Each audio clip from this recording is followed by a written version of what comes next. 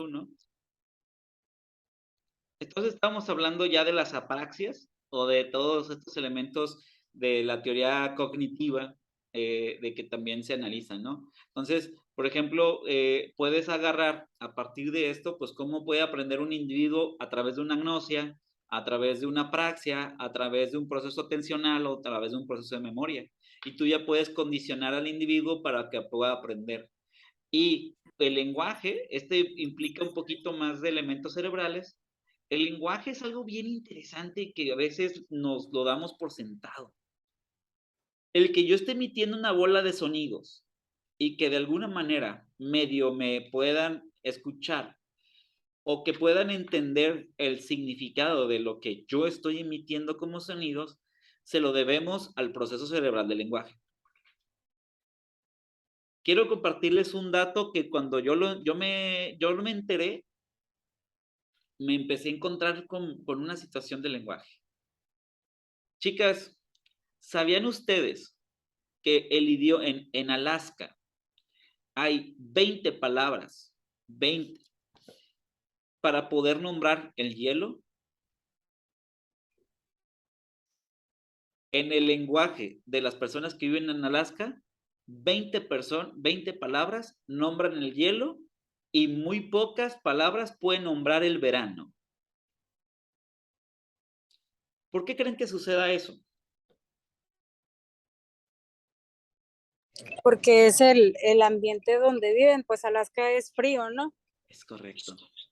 Entonces, el lenguaje, el lenguaje se desarrolla dependiendo de las necesidades del lugar, ¿vale?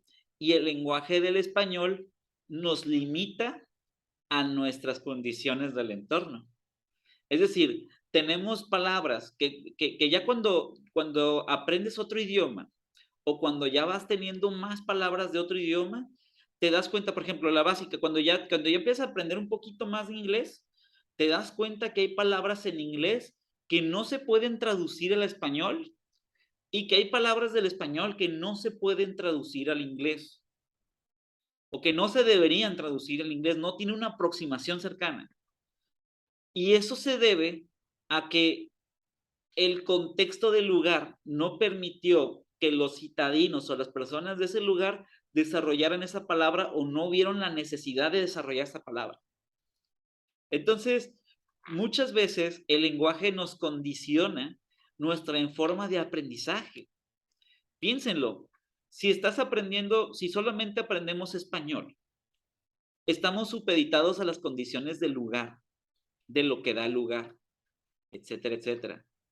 O si tú aprendes, y a lo mejor hay cosas de otro idioma que sí necesitas saber, pero que no lo puedes saber por tu limitación de lenguaje o por nuestra limitación de lenguaje, ¿sí? Entonces, aprender más de un idioma te va a dar más de una forma de pensar.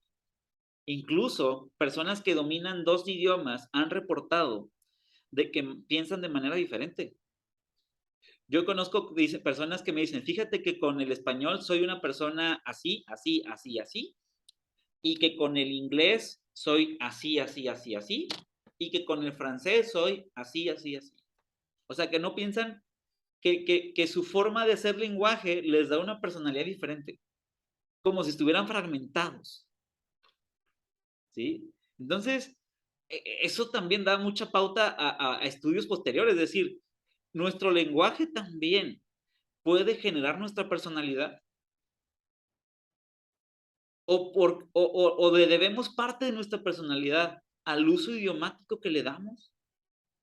Y ojo, hablamos nosotros todos el español, aquí porque estamos en México y porque de alguna manera nadie de ustedes creció en una comunidad en donde no hablan español, o si es así, aprendieron también el español.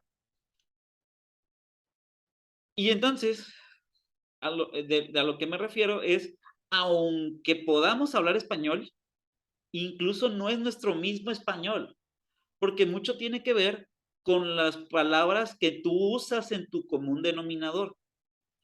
Por ejemplo, tú te vas ¿alguien de ustedes ha ido a Yucatán o ha ido a Monterrey o ha ido a otro estado que está más lejitos?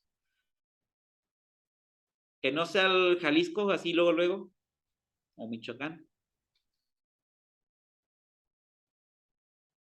¿No? ¿Nobody? A Michoacán. Yo he ido a Mazatlán. Mazatlán. A la Ciudad de México. Ciudad de México. Claro, eso sí ya tiene cierta Michoacán. distancia. Ciudad de México y Michoacán, ¿se dan cuenta que hablan diferente? ¿Tienen palabras diferentes? Y que depende incluso del nivel de la colonia, del lugar, hablan con otras palabras, ¿sí? Incluso también con si podemos separar un poquito los niveles económicos o el grado de estudio, también van a ver los diferentes usos del lenguaje, ¿sí? Y que a veces que no te puedes entender con una persona que habla español también. Entonces estamos hablando de cuál limitado podemos llegar a estar con las palabras que usamos, ¿sí? Entonces, por ejemplo, si tú vas a un Mazatlán y te dicen huerco, tú te quedas con cara de qué onda, ¿no? A lo mejor si nunca habías escuchado la palabra, ¿sí? Pero ya después de que aprendiste y te fuiste a Mazatlán, escuchaste que huerco es niño, ya lo puedes asimilar y puedes aprenderlo más, ¿sí? O que si te vas a la Ciudad de México y te dicen ahí, ay, no sé, ahí se ayúdame Liliana, porque no sé si hay una palabra que aquí no se use. Es lo que estoy recordando, profe. Y no quería llegar con el que Como, profe, ya tengo bueno, está una hermana mía allá en Chiapas.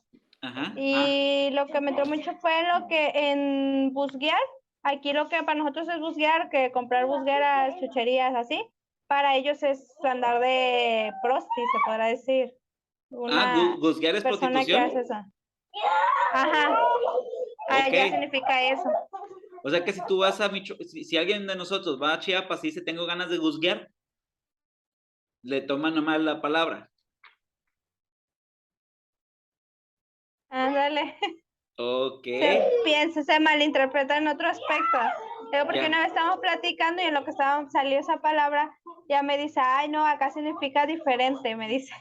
Y yo, entonces no, eso no, yo quiero buscar.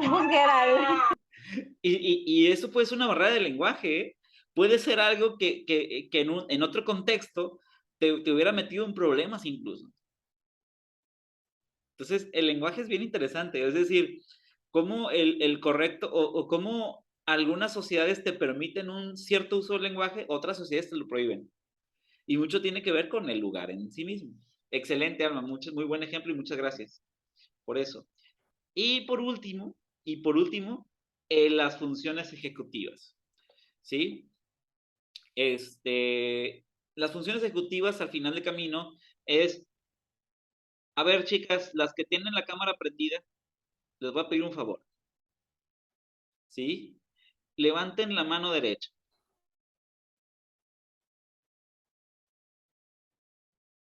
Ok, gracias Alma, gracias Liliana. Bien, excelente. Fíjense qué pasó aquí. Mientras levantaban la mano derecha, tuvieron un proceso de gnosia. Pudieron controlar un sentido. Tuvieron un proceso de atención. Pudieron controlar los sentidos para saber qué onda.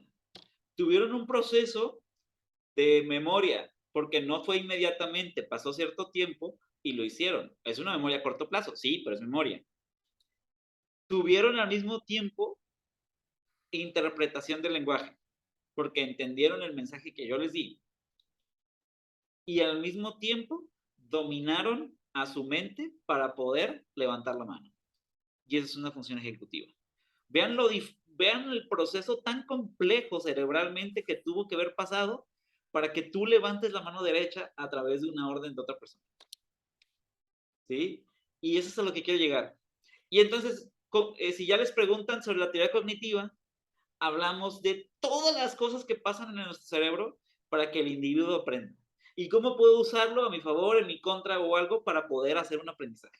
Y es decir, imagínense que yo les tenga que dar una clase desde la parte cognitiva de matemáticas, pues a lo mejor ya sé que voy a poner ejercicios para que practiquen, voy a poner ejercicios para que pongan atención, rompehielos, a lo mejor voy a poner ejercicios para que puedan tener algo de memoria, un incidente suficientemente traumático, positivo o negativo para que las personas se acuerden, y voy a tener indicaciones y órdenes a través de mi lenguaje para que las personas sigan aprendiendo.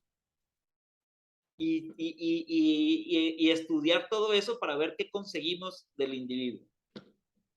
Chicas, como primera actividad de la semana, más bien, ¿sí? Les voy a pasar un archivito que se llama entrenamiento cognitivo. Van a darse cuenta que es un archivito que lo puede contestar incluso, lo pudieran contestar en kinder o en primaria, se lo pueden dar a sus hijos, nietos, sobrinos, etc. Y ya que lo hagan, y ya que hagan ese entrenamiento cognitivo, lo que van a hacer es tratar de analizar y escribir un poquito, para que me lo compartan, de qué importancia tiene para el individuo generar una práctica constructivista, ¿vale? Pero ya que hagan ese archivito, es un archivito de encerrar circulitos y de cosas de esas, ¿vale? Pero ya que eso, pues van a tener un insight o van a tener algún aprendizaje, quiero pensar, y les puede servir para dar una pequeña redacción de qué tan importante puede hacer esto para transmitirle al individuo. De todas las edades, ¿eh? Bien, chicas, son 3:31. Más o menos el librito se contesta en 25 minutos, ¿sí? Más otros 25 minutos del ensayo. Dan 50, ¿sí? 50 para 3:32 son 4:22. Pero ya sé que es receso. Ya sé. ¿Sí? 40 minutos. 5:2. ¿Nos conectamos a las 5? Sí, ¿Vale? muy bien. Entonces, los que pueden Sí, poner profe. cámara, pongan cámara. Profe, había dicho que qué importancia tiene para el individuo, ¿qué? Disculpa.